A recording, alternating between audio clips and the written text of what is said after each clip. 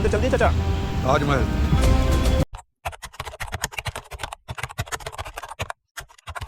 सदियों से हम सुनते आए हैं ताजमहल प्रेम की निशानी, शाहजहां और मुमताज के प्यार का प्रतीक।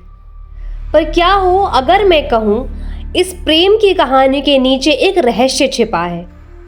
क्या ये मकबरा नहीं बल्कि एक प्राचीन शिव मंदिर था जिसे कभी तेजो महालय कहा जाता था।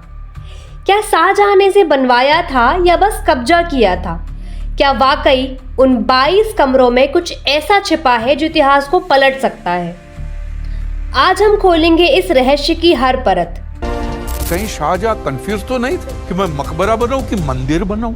भारत के आगरा शहर में खड़ा दुनिया का 7वां अजूबा ताजमहल, सफेद संगमरमर से बनी यह अद्भुत इमारत शाहजहां ने अपनी प्रिय पत्नी मुमताज महल की याद में बनवाई थी।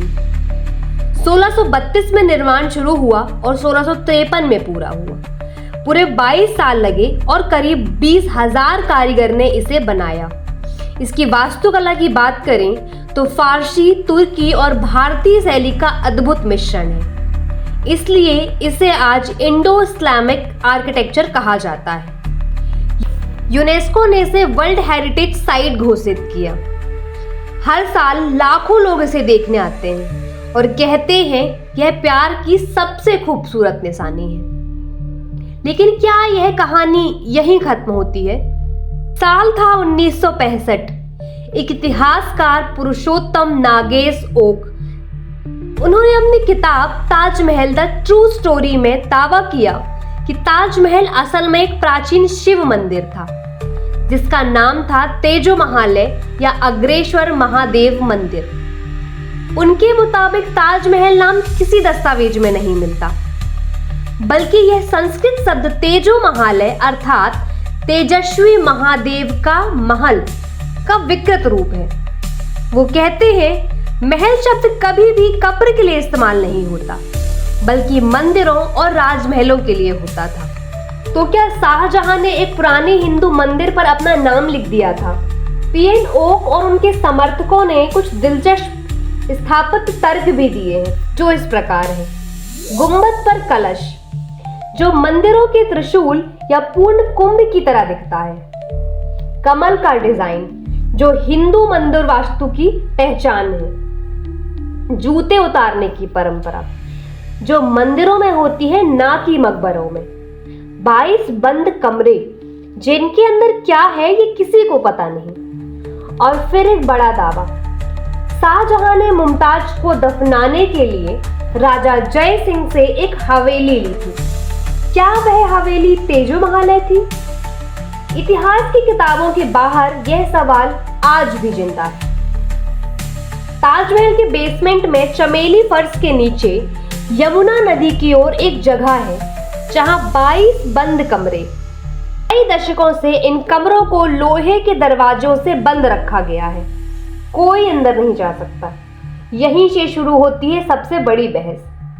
कई याचिकाएं दायर हुई, जैसे रजनीश सिंह की याचिका जिसमें उन्होंने कहा कि उन कमरों में शिवलिंग और मूर्तियां हैं। लेकिन 2022 में इलाहाबाद हाई कोर्ट ने यह याचिका खारिज कर दी। कोर्ट ने कहा हम ऐतिहासिक रिसर्च के लिए नहीं बैठे। दूसरी ओर एएसआई भारतीय पुरातत्व सर्वेक्षण का कहना है ये कमरे सिर्फ रख रखाव के लिए हैं, कोई गुप्त तहखाना नहीं। और उन्होंने यह भी कहा कि अंदर किसी देवी देवता की मूर्ति नहीं है।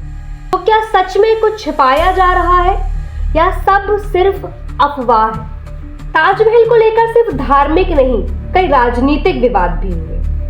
जयपुर राजघराने का दावा, दिया कुमारी बीजेपी की सांसद, उनका कहना है कि ताजमहल की जमीन उनके पूर्वजों की थी, लेकिन इतिहासकारों के अनुसार शाहजहां ने उस हवेली के बदले 4 अन्य हवेलियां दी थी। कारीगरों के हाथ कटने का मिथक, कहा जाता है कि शाहजहां ने 20,000 कारीगरों के हाथ कटवा दिए थे ताकि वे दूसरा ताजमहल ना बना सके, लेकिन कोई ऐतिहासिक प्रमाण नहीं है। वास्तव में उन्हें बहुत उच्च वेतन मिलता था। और अब जब सोशल मीडिया, फिल्में और धार्मिक संगठन इस विषय को फिर उठा रहे हैं तो यह बहस सिर्फ इतिहास नहीं, पहचान और राजनीति का हिस्सा बन चुकी है। हम सच जानना चाहते हैं या सिर्फ अपनी आस्था के हिसाब से इतिहास लिखना चाहते हैं? ताजमहल चाहे मकबरा हो या मंदिर, एक सच्चाई से कोई इनकार नहीं कर सकता कि यह भारत की आत्मा का हिस्सा है। इसकी दीवारों में प्यार भी है और रहस्य भी, इतिहास भी और आस्था भी। सवाल यह नहीं है कि ताजमहल किसका है, सवाल यह है कि सच्चाई की परत कौन खोलेगा। क्या कभी वो 22 कमरे खुलेंगे? क्या कभी कोई दस्तावेज सबूत देगा, या फिर यह रहस्य हमेशा रहस्य ही रहेगा? तो दोस्तों, आपकी क्या राय है? क्या ताजमहल एक प्रेम की निशानी है या तेजो महालय का रहस्य? कमेंट में जरूर बताइए। और ऐसे ही इतिहास के अनकहे रहस्यों को जानने के लिए हमारे चैनल द हिडन हिंदू को सब्सक्राइब करें। Thank you.